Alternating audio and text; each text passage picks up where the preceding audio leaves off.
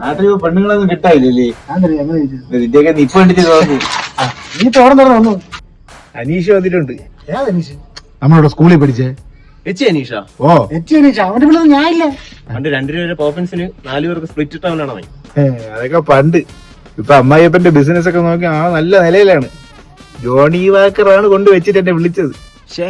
Johnny വാക്കറാ? എന്നാ പിന്നെ പോയാൽ നീയൊക്കെ വരല്ലേ? പെട്ടെന്ന് നിർത്തിയല്ലേ? പിന്നെ 1.5 മിനിറ്റ് വീഡിയോ തീർക്കണ്ടേ?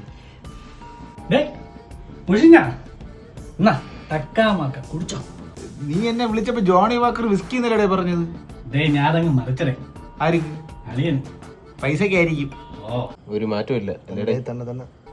ഇതൊരു ചൂടുകളിയായി ഇവിടെ. ഒരു രക്ഷയില്ല, ഉരുവാണ്. അതൊക്കെ അങ്ങ് ഗൾഫില് AC കാറിന്ന് AC റൂമിലോട്ട്, AC റൂമിൽ തിരിച്ച് AC കാറിലോട്ട്. വാട്ടെ ലൈഫ് എന്റെ പൊന്നെ.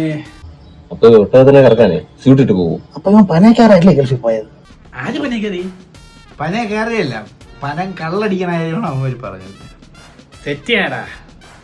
ഒരു 10,000 രൂപയുടെ ചെലവ്. ആൾക്കൊന്നിനൊരു 2,500.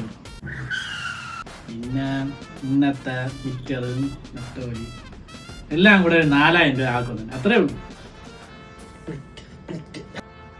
സ്പ്ലിറ്റാ?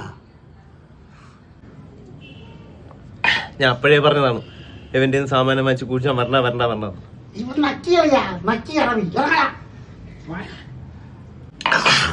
സ്നേഹം നടിച്ച് ചതിക്കാടി. നീ വിളിച്ചിട്ടല്ലേടാ ചെറുക്കന്മാരെ കൊണ്ട് ഞാൻ വന്നത്.